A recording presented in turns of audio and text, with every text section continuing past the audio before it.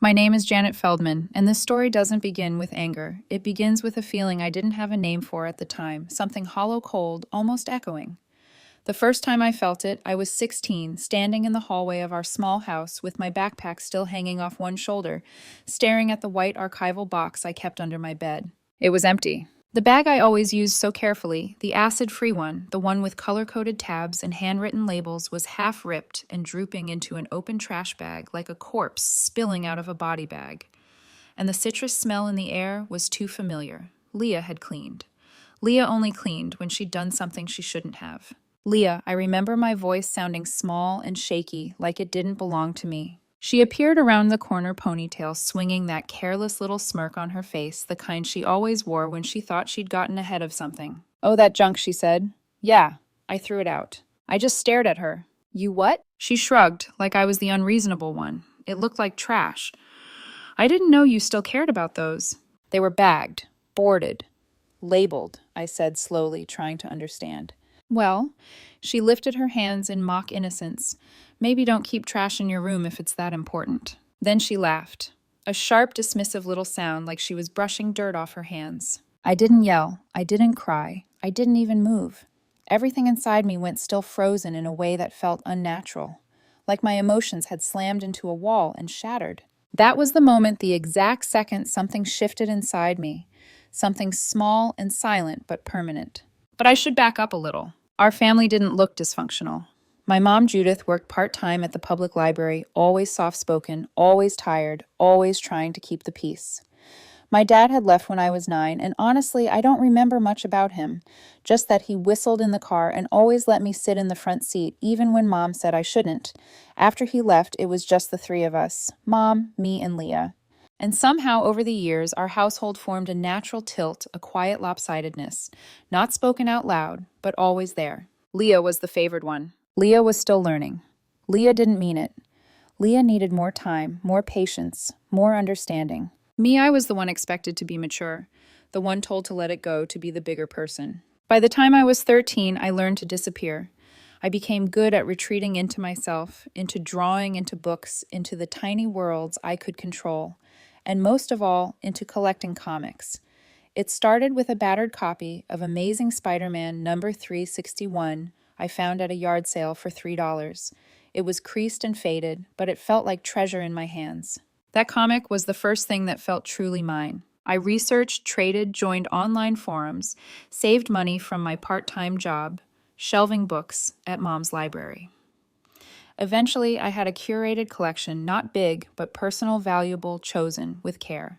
And because I knew things went missing in our house, little things, suspicious things, I rented a small safe deposit box at a local bank. $35 a year. Mom teased me about it, but I ignored her. Some things needed protection. Which brings me back to the hallway, to the empty box, to the citrus smell.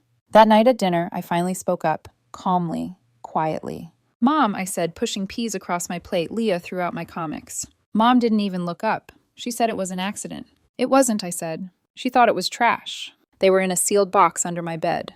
"You should keep things safe if they matter to you," she said with a sigh. I did. Some of them were signed. Leah rolled her eyes. "You're being dramatic." I turned to Mom. "Are you going to do anything?" Mom gave me that soft, exasperated smile, the one I'd grown to hate. Janet, she didn't know any better. That was it. End of conversation. No apology, no accountability, no acknowledgement that years of my work, years of saving and trading and collecting had been tossed into a garbage bag like leftovers no one wanted. And maybe I could have let it go if this had been the only time something like this happened. But it wasn't. It was just the latest example in a long pattern, decisions made at my expense, my belongings treated like afterthoughts, my passion swallowed by someone else's convenience. But that night was different. Because in the quiet, after everyone went to bed, I remembered something they didn't know about. My safe deposit box. And something else. A sealed envelope inside it. One with my mom's signature, not the careful, neat one she used at work, but the rushed, distracted one she used at home. I remembered the moment she handed it to me 3 years earlier. I remembered her exact words. "This is for emergencies for your future. Don't tell Leah. I'm still setting up her account." She'd forgotten she gave it to me, and she definitely didn't remember what she'd signed. So I slipped out that night, hoodie zipped up, keys in hand, and walked to the bank lobby glowing under flickering fluorescent lights. I unlocked box 178. Inside were my valuables and the envelope. The thing Mom had forgotten. The thing Leah didn't know existed. The thing that would change everything. By morning, the account attached to that envelope would have a new beneficiary. Me. But that wasn't the real revenge. The real revenge, the one I'd been unknowingly preparing for years, was still coming. And none of them had any idea. If you'd asked me back then whether that night at the bank changed anything immediately, I would have said no. The world looked the same when I walked back home. Same cracked driveway, same porch light buzzing like a dying firefly, same house where the walls carried more silence than warmth. But something inside me had shifted quiet, steady, irreversible. I woke up the next morning feeling like a thin layer of glass had cracked under my skin. Not painfully, just noticeably. Like if someone pressed on me the wrong way, I'd split. And of course, Leah pressed. Breakfast sounded like it usually did. Leah humming at the table, scrolling on her phone. Mom tapping out her Monday to-do list on a sticky note. They acted like the previous day hadn't happened, like my collection hadn't been dumped onto the curb. I sat down with a bowl of soggy cereal, listening to the scrape of my spoon against the porcelain. I wanted to scream. I wanted to grab Leah's phone and toss it into the yard so she could feel what it was like to lose something without warning. But screaming never worked in our house. Outrage was labeled overreaction. Pain was labeled drama. Silence was the only safe language. So I smiled, a small, polite, terrifying smile, and I let them believe everything was fine. But now that I'd seen the favoritism clearly, now that the fog had lifted, I couldn't unsee it. Leah asking to borrow the car for a quick drive, and Mom tossing her the keys without hesitation. Me asking for a ride to my job at the library and being told, "Can't you take the bus?" Leah receiving a brand new phone for school despite barely attending any clubs or activities. Me still using a cracked hand-me-down that died at 20% battery. Every tiny detail I'd once excused now glowed like a neon sign. And then came the night everything finally snapped. Leah's graduation party. Mom called it a small backyard gathering, but when I stepped outside, it felt like walking into someone else's life. Fairy lights wrapped the patio like we were hosting a wedding. A DJ booth was tucked near the fence. Tables were covered in pink tablecloths and catered food. A giant glittery sign read, "Leah's Big Day." Girls in sparkly dresses posed for photos. Aunt Maggie carried a tray of champagne flutes she definitely wasn't supposed to be serving to minors. Someone had hired a photographer. I stood frozen in this doorway, the warm night air thick with music and perfume. My jaw almost hit the ground. This wasn't a graduation party. It was a coronation. Janet Mom waved me over, looking flushed and delighted. "Isn't it beautiful? Your sister works so hard. She deserves this." I stared at the setup, the flowers, the lights, the buffet table that easily cost $500 alone. "How much did all this cost?" I asked softly. Mom brushed her hand through the air. "Don't worry about that. This is a once-in-a-lifetime moment." I remembered my own graduation 2 years ago. Pizza delivery, a sheet cake from Costco. Paper plates, and 10 minutes of forced conversation before everyone wandered off to do their own thing. I left after 15 minutes. Nobody noticed. So, yes, something inside me cracked further as I watched Leah twirl in her designer dress under the fairy lights. Something brittle pulled tight across my chest. But the worst part hadn't even happened yet. That came an hour later when it was time to open gifts. She got envelopes full of cash, makeup kits, jewelry, a Polaroid camera. Then Mom handed her a slim blue envelope. "This one's special," she said, glowing. Leah tore into it, squealed, and jumped up from her chair. "Oh my God, is this—" Mom nodded proudly. "Your college fund. Fully funded. Just like we promised." Everyone clapped. People cheered. Someone yelled, "Go, Leah!" I felt the world tilt sideways. My ears started ringing. Her college fund. Fully funded. The same college fund Mom said she was still setting up when she handed me that envelope years ago. The same account I'd assumed never existed. And in that moment, I realized something horrifying. It existed, just not for me. After the last guest left, when the glittery sign leaned crookedly against the patio fence, I approached Mom. "Mom," I said quietly, "you told me you were still setting up Leah's account." She blinked like she genuinely didn't understand the problem. I was. Things just moved faster with hers. "What happened to mine?" She sighed as if I were being complicated again.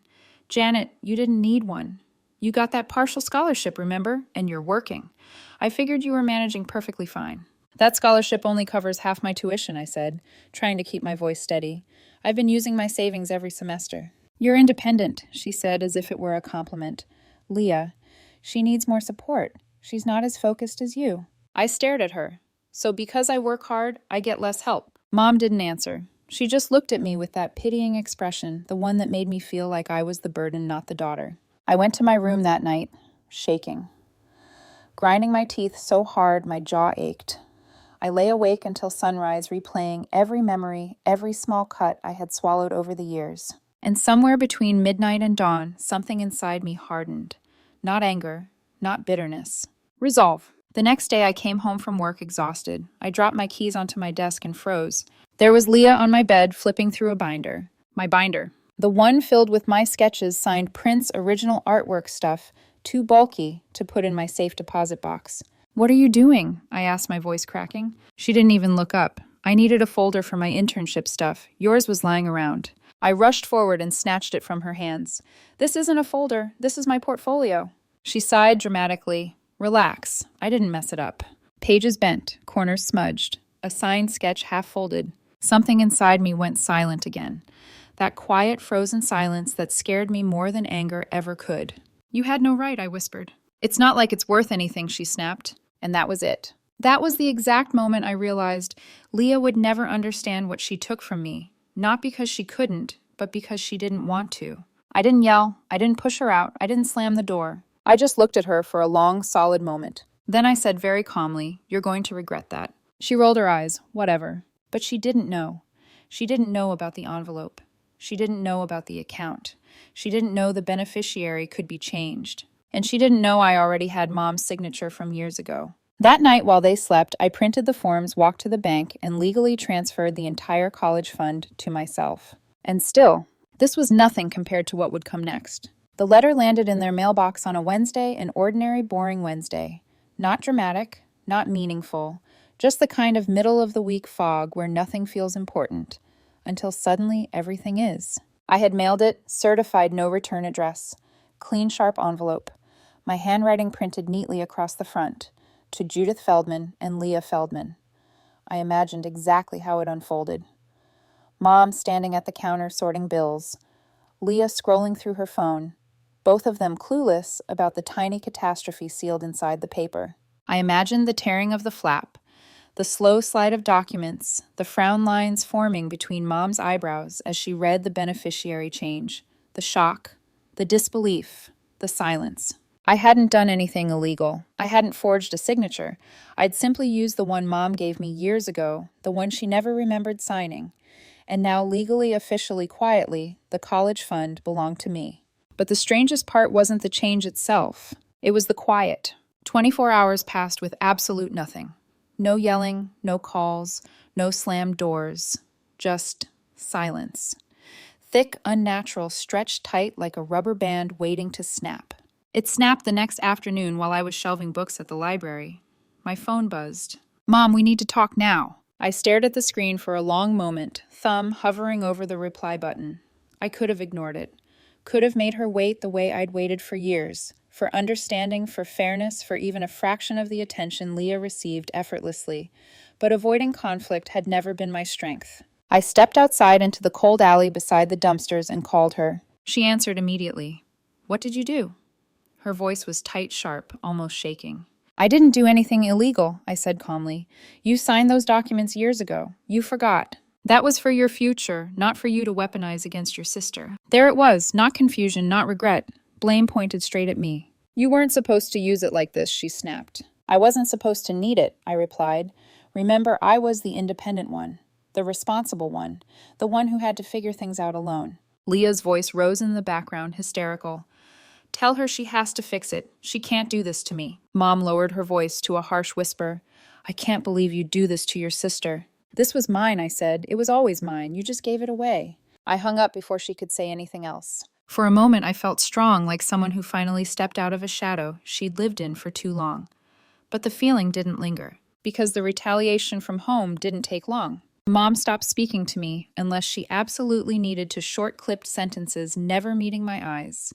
Leah unfollowed me on everything. then posted a dramatic Instagram story with a black background and white text. Betrayal hurts most when it's from family. I rolled my eyes and kept going. But the next blow was harder. Mom sat me down at the kitchen table one evening. Her posture was stiff, like she'd rehearsed this moment. "You can't stay here rent-free anymore," she said. I blinked slowly. "Rent-free? You're an adult now. You're working. It's time you contribute. Leah doesn't pay rent. She's starting college soon," Mom said. "She needs stability. And I don't." "You're independent," she repeated. "You'll manage." Hearing those words made something hollow out inside me. Responsibility was only ever required of me.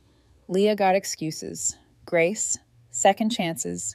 I got lectures and expectations. How much, I asked. $500 a month, she said without hesitation. $500. For my tiny bedroom with peeling posters, cracked windows, and a closet that barely held 2 jackets. I understood then. This wasn't about rent. This was punishment disguised as responsibility. So I packed, folded my clothes, boxed up my sketches, grabbed my long box of comics, and carried everything to my car. Leah watched from the hallway, eating chips. "Have fun being broke," she said with a little smirk. I didn't answer. I just left. My new apartment was a 300-square-foot studio with a faint smell of mildew and a heater that clanged like it was haunted. The kitchen sink nearly touched the shower. The window didn't fully close. When I turned on the faucet, the pipes groaned like they resented the effort. But it was mine. Even though it drained nearly all my savings, even though the first night there felt like sitting in the belly of some lonely metal box, empty, echoing, and cold, I still felt something unfamiliar. Freedom. I worked longer shifts at the library, closing hours, weekends, any slot nobody else wanted. I lived on cheap ramen, stale crackers, peanut butter sandwiches. Some nights I would sit on the edge of my bed, staring into the darkness, listening to the hum of the fridge, and wondering if this was what starting over felt like, terrifying, but honest. And slowly things changed. I said yes to every assignment, helped organize events, shelved entire sections, learned to repair damaged book spines. Staff members came to rely on me, and one day my boss Beth pulled me aside. "There's a statewide youth literacy grant," she said. "I think you should apply." I did, with zero expectations. I got in. Suddenly I was meeting educators, writers, comic creators, people who saw me, really saw me. I showed them my art portfolio, the one Leah once bent and smudged, and instead of dismissing it, they leaned in. "These are fantastic. You have a voice. Do you sell prints?" Their praise rewired something inside me. I opened an Etsy shop. It sat empty at first. Then one order came, then another. Small prints, character sketches, commissions. A flow of validation I never got at home. Then came the anthology announcement, a call for submissions. Theme reinvention. I stayed up 3 nights drafting, sketching, inking. It felt like my heart spilled onto the pages. A girl who built herself armor from scraps because no one else ever protected her. I submitted, and a month later, while sitting cross-legged on my bed, eating mac and cheese from a cup, I got the email. Accepted. I didn't scream, I didn't jump up.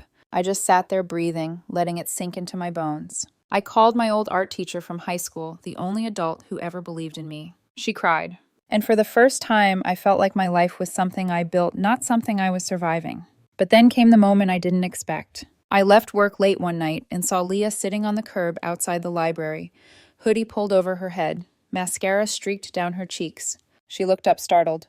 "Oh, it's you." "Are you okay?" I asked. "No," she whispered. "But you don't care." I didn't answer. She took a shaky breath. "I didn't think you'd actually go through with it." "You didn't think I'd stand up for myself," I said. She didn't deny it. We just sat there for a long, quiet moment. Then she asked, "Are you happy?" I thought of my art, my studio, my tiny victories. "I'm getting there," I said. She nodded, then ruined it. "You didn't have to go nuclear." I stood up. "Yeah," I said softly, "I did." Then I left her there because I was done being the one who stayed behind. What I didn't realize was that the biggest turning point of all was just ahead. And it would happen in public, under bright lights, with my mother and sister forced to watch every second. I wasn't expecting to get an invitation to the library's annual donor banquet. Honestly, if the email had come 6 months earlier, I would have ignored it out of pure reflex. Those events were usually a parade of wealthy retirees sipping sparkling cider while bragging about their grandchildren's GPAs. But the subject line caught my eye. "Congratulations, featured creative Youth Literacy Showcase." Attached was a flyer with 3 photos. The third one was me standing behind a table filled with my comic prints, smiling awkwardly at the spring showcase. The caption read, Janet Feldman, illustrator, youth grant recipient. For a long time, I just stared at the screen. This was the same library where Mom worked. The same library where I had shelved books in silence while Leah was praised for being the more social child. The same library where my work was treated like a hobby, while Leah's smallest accomplishments were posted online like she was some sort of prodigy.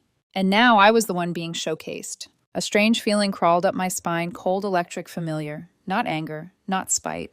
Opportunity. I checked the staff group chat through Beth's account to see who was attending. The message was casual, too casual. Judith says she's bringing Leah. They're excited. Of course they were. A fancy banquet was exactly their kind of scene. Matching mother-daughter outfits, pearls, perfect hair, fake smiles, a night where they got to be admired. But they didn't know I'd be there, and they definitely didn't know I'd be speaking. The idea formed slowly then, all at once. I didn't want to humiliate them. I didn't want revenge that tasted bitter. No, what I wanted was quieter, cleaner, something that wasn't about punishment but truth. Something that didn't require shouting or pointing fingers. Something they couldn't twist. I wanted them to see me. Not the dutiful daughter, not the quiet older sister, not the outsider in my own home, but the person I had built myself into. For that, I needed to look the part. My Etsy sales had picked up enough that I had some savings again, so I let myself splurge. Not out of vanity, but strategy. I walked into a boutique and bought a navy suit tailored to my frame, clean lines, and subtle structure that made me stand taller. The tailor added a thin silver stitch along the inside seam of the jacket, a touch of personality hidden where only I knew it existed. I got my hair trimmed professionally for the first time in years. I bought a leather bag to replace the old backpack I used to carry around taped together. When I looked at myself in the mirror, I barely recognized the woman staring back. She looked steady, capable, like someone who had clawed her way out of something heavy and come out steel. I wasn't going alone. I needed someone who saw the truth, someone who would anchor me if things went sideways. So I called Brandon. We'd met through the grant program, an art school grad with a razor-sharp tongue and a loyalty that surprised me. He listened as I explained everything, the years of favoritism, the trashing of my comics, the college fund, the eviction. When I finished, he let out a low whistle. Janet, this is like a film festival winner waiting to happen. I snorted. That's not the goal. No, he said, but I'm still coming with you. He didn't just want to attend. He wanted to support me, stand next to me, witness the moment. The night of the banquet, the library didn't look like itself. The circulation desks were covered in white linen surrounded by flickering candles and flower arrangements. A jazz trio played near the window where I once replaced returns carts. People in suits and gowns mingled chatting as if inside a softly humming beehive. Brandon and I walked in side by side. He wore a charcoal blazer and boots that made him look effortlessly cool. As soon as we crossed the threshold, heads turned. I'd never been the kind of person people look at first. Tonight I was. We didn't make it 10 steps before I heard a voice behind me. Oh my God, is that Janet? My stomach clenched. I turned. There they were. Mom in a pastel silk dress with pearls. Her smile frozen halfway between pride and disapproval. Leah in a deep burgundy gown with sequins catching the light hair. Curled perfectly, a sugary drink in hand. They looked like they'd walked out of a glossy magazine ad for perfect family night.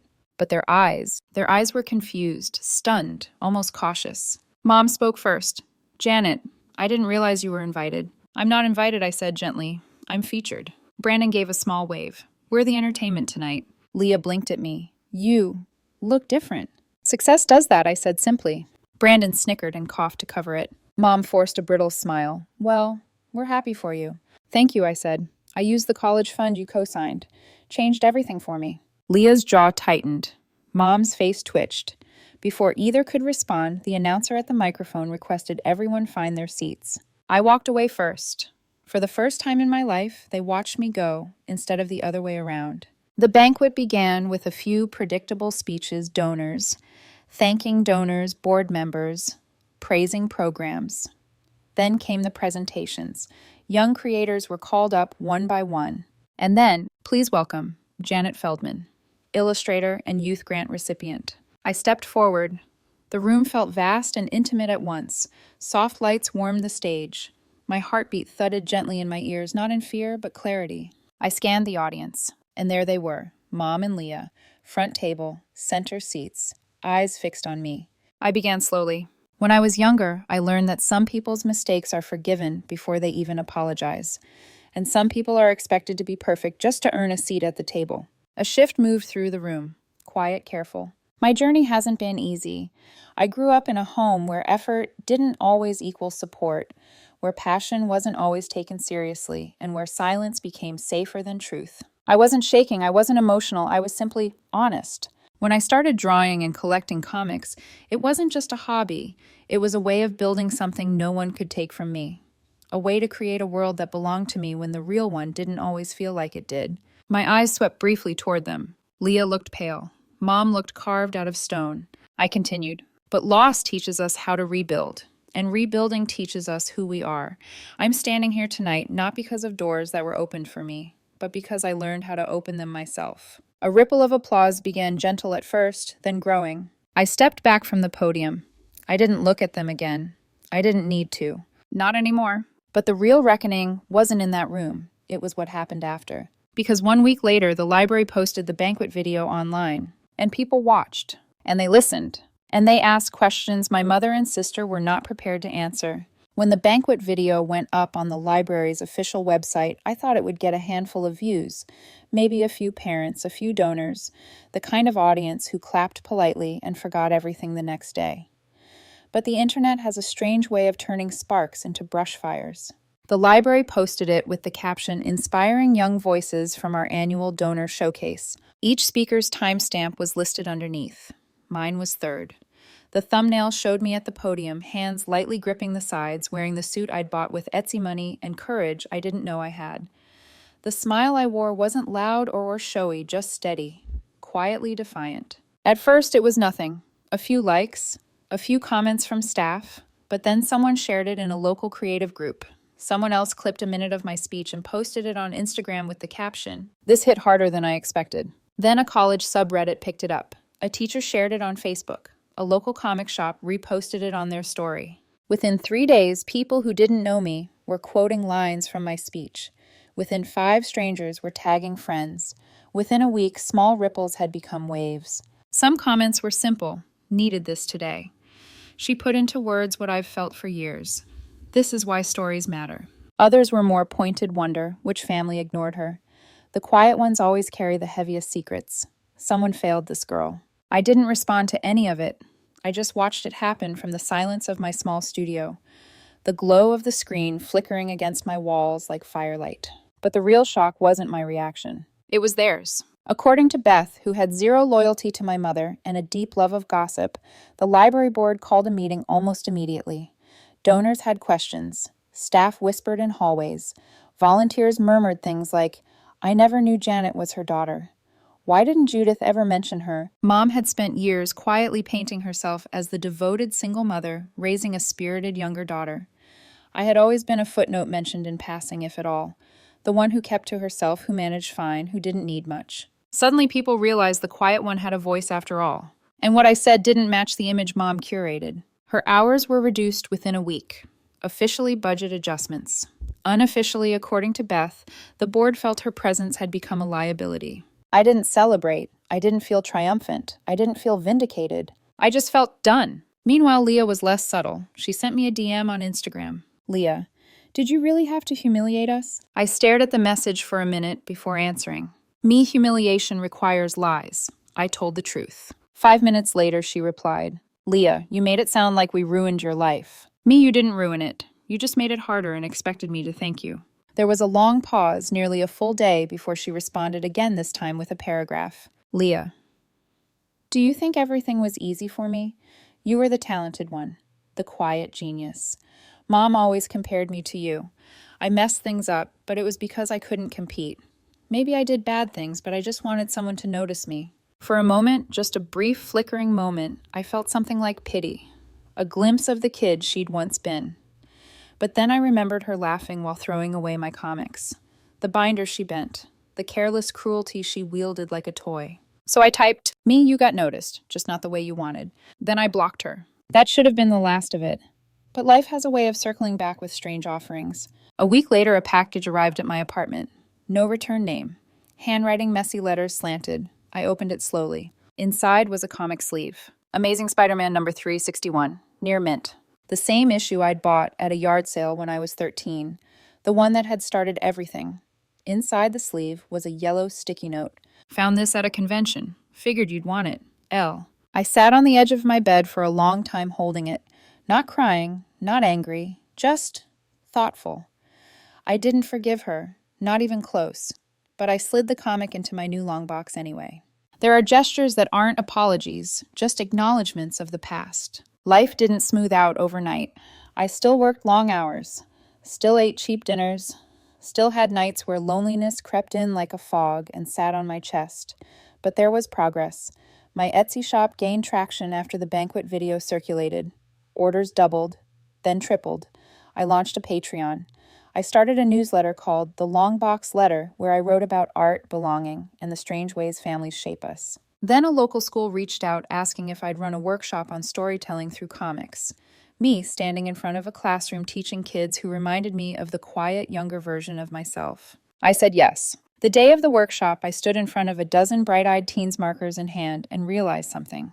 I wasn't angry anymore. I wasn't waiting for anyone in my family to see me. I wasn't building out of spite. I wasn't fueled by revenge. What I was building came from me, my own hands, my own voice, my own stubborn resilience.